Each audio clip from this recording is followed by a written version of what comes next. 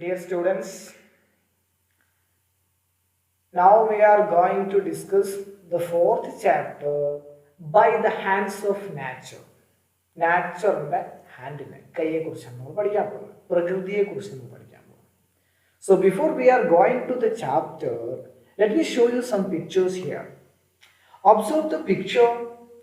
Skyscraping mountains, you can see the extensive plains, you can see the uninterrupted waterfalls, scorching deserts and extensive plains, you can see that. So many 7 pictures, different types of pictures. You can see desert there, the seashore, the waterfalls, the mountains, the plain areas, the hilly areas, everything you can see. So this is the beauty of the nature. So we are going to study about the nature. So landforms. What is landforms? You might remember the mention in the previous chapter that internal forces and the external forces can make changes on Earth's surface. In previous chapter we studied about the earth formation, the plate formation. There we studied about the internal forces and external forces to make the different types of landforms. The process that help the formation of landforms are called geomorphic process.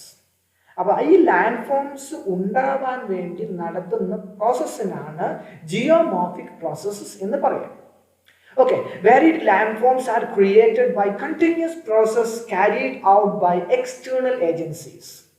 So many external agencies are there to make the landforms, like running water, wind, glaciers, sea waves, etc.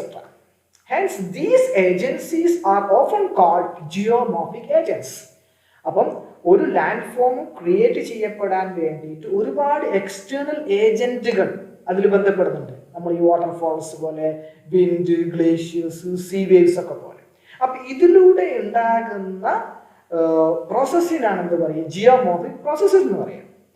അതിന് ഉപയോഗിക്കുന്ന external ഏജന്റുകൾക്ക് geomorphic agents എന്ന് പറയും. അത് ഏതൊക്കെയാണ് external ഏജൻസികൾ? You can see the river. River is one of the agency. As the second one is glacier, sea waves and the winds.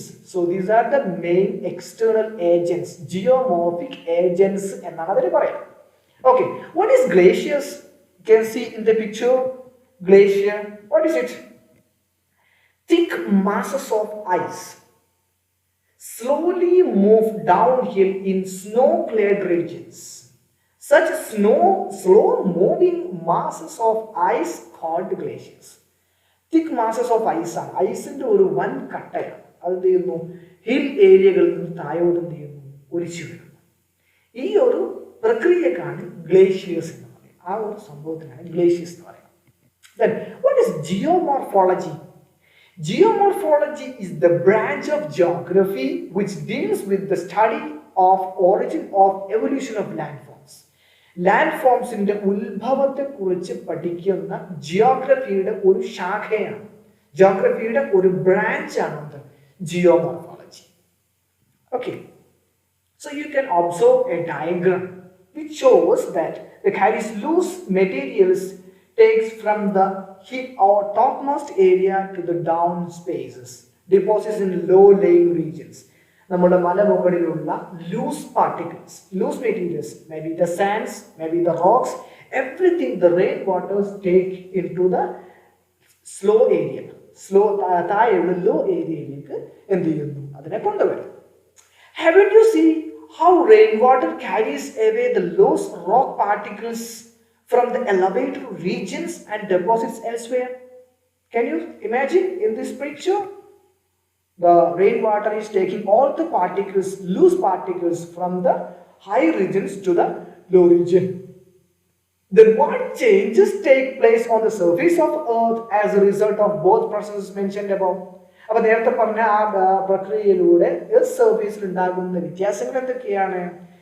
You have learned about the weathering process causing the weakening of surface rock on earth. Weathering process.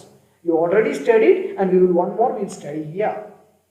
Okay, what are the different processes of weathering that we are going to discuss? Weathering, കാലാവസ്ഥയിലൂടെ ഉണ്ടാകുന്ന വ്യത്യാസങ്ങൾ എന്തൊക്കെയാണ് ആണ് നമ്മൾ പഠിക്കാൻ പോകുന്നത്. So this is all about the first part. Thank you.